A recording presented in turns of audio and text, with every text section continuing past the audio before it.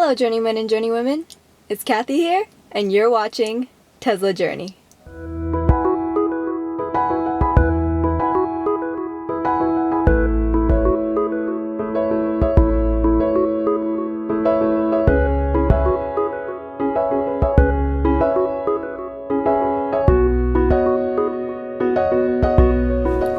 So guys, it has been literally like forever and a half since I've uploaded. I am so sorry, I truly do apologize. I don't know if you guys are keeping up with me on Facebook, but I posted about this and all that, so yeah, I mean, it's just been truly crazy for me, just starting senior year and trying to figure everything out, but now I'm kind of getting used to the schedule, so now I can pick up some time when I can actually film and edit the videos and upload for you guys, so hopefully, fingers crossed, I'm doing weekly uploads from now on to the best of my ability. But yeah, so for today's video, I just wanted to talk to you guys about, as you guys probably saw in the title, things you should know about buying a Tesla. So this video is coming from both my personal thoughts and questions that people have asked me multiple times about the car. And you know what, I'm not saying this because I'm annoyed and that I don't want to answer these questions. Honestly, I love answering questions about the car. So I just want to point out some things that I get asked a lot, and hopefully this helps clarify a lot of things for y'all out there. So the first thing you should know about buying a Tesla is that they're known to be ridiculously expensive, but you know, that's not the whole truth behind getting a Tesla. When I talk to people about the benefits of the car, a lot of people say, yeah, oh my gosh, it's like $100,000, you know, I can't afford that car. But yes, that's true for certain models, but not all models. See, that's the thing. I've pointed out to like every single one of those people that there are Teslas that cost way less than $100,000, and every single one of them are surprised every single time. So you'd be surprised how many people don't know that there are Teslas that cost less than $100,000. Yeah. So basically, if you go on Tesla's website and then you go under either their, you'll find the cheapest ones under the used inventory, but of course, if you want something a bit newer, especially ones with a new front facelift, then you'll have to go under the new inventory. Of course, those cost a little bit more, but they're still cheaper, most of them, than $100,000. So with the used inventory, yes, they have the old nose cone, most of them at least, but I don't think that's gonna affect your decision to buy a Tesla. If you're already interested, I don't think a nose cone is gonna make that much of a difference because it's still a Tesla. It might be a little bit older, it might be used, but it's still a Tesla and it runs amazing. You can get those for like less than $50,000. And if you're lucky, if you keep on going, it's just keep on going on the site every now and then, and if you're lucky, probably a car that's like 38 or 39,000 might even pop up. And so, you know, some of them are they go really quick. So if you're interested in getting a Tesla that's less than like 50 or 40,000, then you have to jump on it quick. Otherwise, you know, it's gonna be gone within a day. Like, I've been going on the website, just looking through. I see it 1 second, I refresh the page, the next second it's gone. So you really have to be quick. So if you see one and you like it, you better put the deposit down on it. Otherwise, it's just not gonna be there the next day, most likely. So another thing that I think that people should know that don't know about it already is that Teslas are the safest cars on the road. And I feel that a lot of people take that for granted. Even in one of my live streams, there's a person who said that, so-and-so said that safe cars are for girls. It's just how does that make sense in any circumstance? Honestly, I would expect that everyone wants to be safe, but, you know, I guess I could be wrong. But, yeah, so, you know, it's one of the safest cars on the road, you know, especially the Model X, which has 5 stars in every category. And I believe Model S is currently working on that, but it is still one of the safest cars on the road. So I see no reason why people would just skip over that fact as if it's nothing. I don't know if you guys have probably seen it, but you know, that whole Model 3 video, yeah, it's not the same as the Model S or the Model X, but still it's basically the same idea. They do those crash tests, and you can see when they compare it to a regular ICE car versus the Model 3. You can tell it's just so safe. And, you know, I don't think any car can compare to that at that price range. I mean, it's well worth it. The safety of the vehicle. You always want your friends and family to be safe, so I don't think a choice can get easier than that. And another thing that I think you guys should know is that the service is really great with Tesla. Some people, they ask me, oh, you know, have you had any problems with the car, you know, any mechanical failures of any sort or something? And I'm just like, no, not really. I mean, the thing with this car is, you guys know that this car is the most technologically advanced car on the road. So basically this car is based mostly on software and a couple other mechanical stuff, which is basically the electric drivetrain and the battery and the motors, but that's about it. So, you know, there's nothing really to go wrong, at least compared to a traditional ICE car. But I mean, since it is software based, you know, of course not all software is the greatest yet, at least, but you know, they're definitely working on that. But with this car, you know, if something goes wrong, it's most likely something that has to do with the software. So, you know, literally all you have to do is press the little voice command button, send in a bug report, and you're good to go. Like, one example of that would be once when I'm driving back to my house, we have this hill that we have to go up. What it would do is, like, I have the collision avoidance assist thing on, so basically, you know, when you're going up a hill, you have to, like, somewhat speed up. I mean, you're not exactly speeding up, but, you know, you have to, like, press down on the accelerators so it can actually make it up the hill. But I guess at that time, before I got it fixed, the car was mistaking that for me speeding up, and it's like, it starts like beeping at me. It's just like, you're gonna like crash into the car in front of you, and I'm just like, yo, car, we're going up a hill now. So it's like, yeah, I mean, kind of scared me for the first few bits, but then I kind of got used to it. But I mean, I tried it once, I mean, went home another day, it happened again. So, you know, after like 2-3 times, I was just like, okay, you know what, I'm just gonna send in a bug report, see how this works. And so, you know, I pressed the voice command button. I'm just like, bug report, collision avoidance assist is like beeping at me when I'm going up a hill.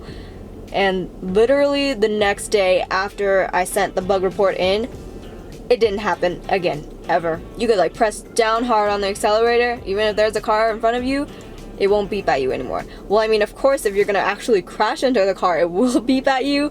But as long as like I'm like going up the hill with some space between the car and the car in front of me, then yeah, it's chill. It just doesn't beep at me anymore. So I thought that was pretty cool, and how quickly they fixed that. So it just goes to show, you know, how quickly they can fix anything software related.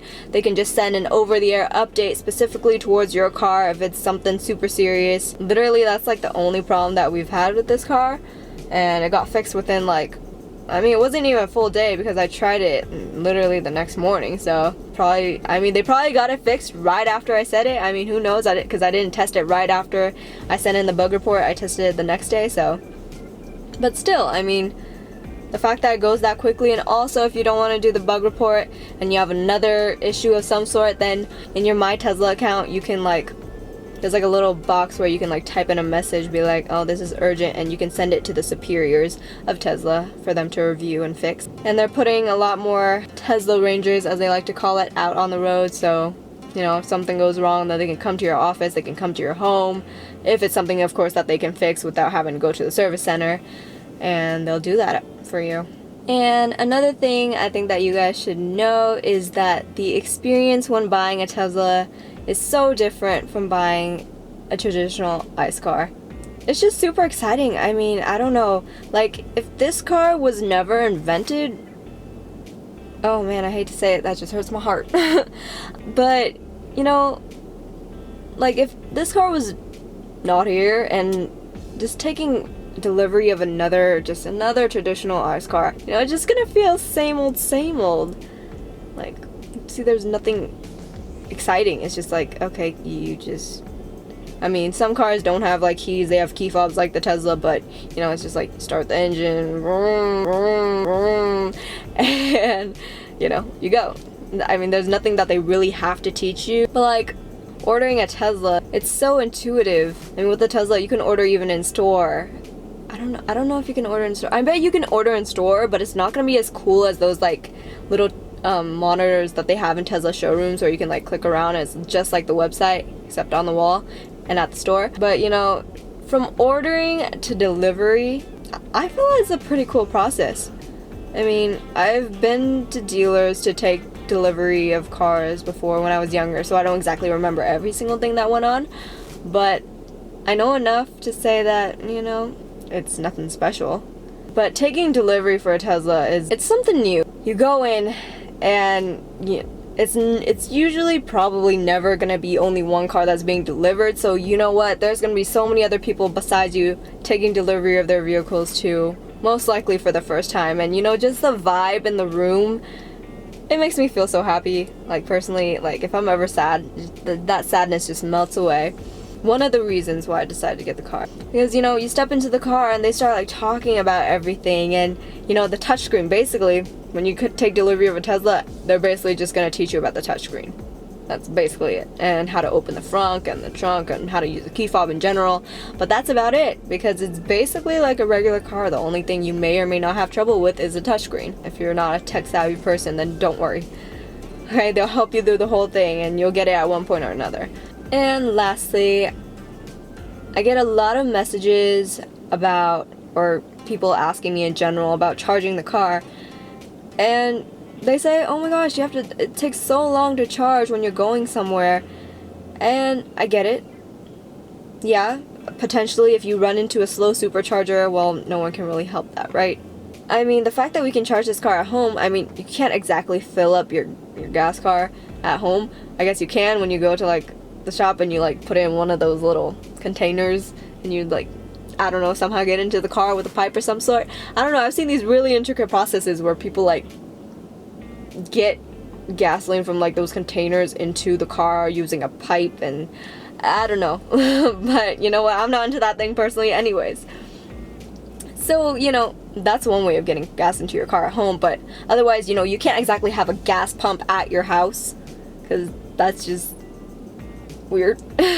But with this car, you can charge it at home. You can get one of those high power wall connectors, or you can just get a NEMA 1450 installed, or you can use one of those 110 outlets that you have everywhere in your house. I mean, they're hecka slow, but they'll still do you some good if it's your last resort.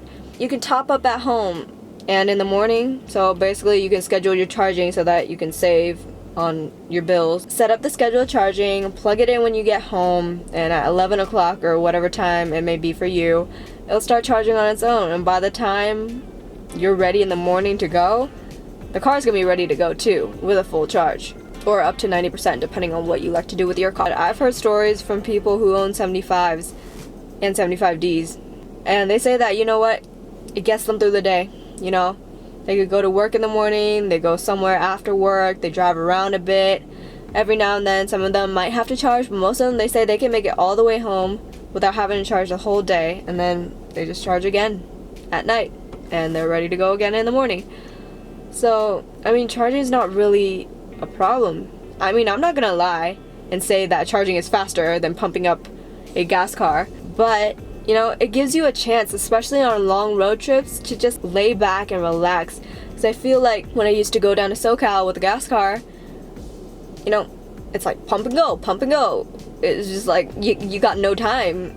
People would usually like never stop to go to the bathroom. It's like you would go to the bathroom when you get to your destination. It's just like, are you kidding me? So it was crazy. But with this car, going down to SoCal, when you're charging, you can just go into the bathroom and you can get something to eat, and you can chill, and you can check the status of your battery from your phone. So, you all good and taken care of. So thank you guys so much for watching this video. I hope this kind of clarified some things for you. And if it didn't, then, just feel free to leave a comment down below or send me a DM, and I will answer them as quickly as I can to the best of my ability. Make sure you give this video a thumbs up, and make sure you subscribe to my channel if you're new, and comment below any future video suggestions or any questions that you have, because you guys know that I love to talk to you guys in the comments. And also about that giveaway, I was able to acquire one of those passes for you guys. We, in the past couple months, well, not we, you guys, you right there watching this video right now, you are part of the reason why my channel is almost halfway to 1K subscribers, and it truly means a lot to me. And I have faith that you guys can help get my channel to 1K subscribers. It's been settled. I'm going to be giving away one of those passes when we hit 1K subscribers, and I will do my best to acquire another one in the meantime. If I can get 2, then I might even give 2 away at 1K, who knows. So yeah, I know you guys can do it. Journeyman and journeywoman power. Let's do this. Let's get this channel to 1K subscribers, because I just know you guys can do it. So if you guys are in the market for a Model S or a Model X, please use this code right here that I'm going to be putting up on the screen right now. It will save you $1,000 and get you free supercharging for life. And remember that this is valid only until the end of the year on December 31st. So if you plan to get one, go do it. What you waiting for? What you waiting for? A couple weeks back when I was at the Fremont factory, I spotted 2 Model 3s, and I was really excited because that's the first time I saw it ever in real life. And they're absolutely stunning, and one of them happens to be Doug's. And if you guys don't know who Doug is, he's the senior vice president of engineering at Tesla. And you know, yeah, that just made my day. I mean, seeing 2 Model 3s, that made my day. But the fact that one of them happened, I guess both of them, I don't know who the second one belonged to, but if anyone knows, let me know, because I'm definitely interested to know. But the first one is definitely Doug's, and you know what, I just felt so good because he was one of the people who helped made the Model 3 a reality. So it's exciting. But yeah, thank you guys so much for watching, and I'll see you guys next time. Bye.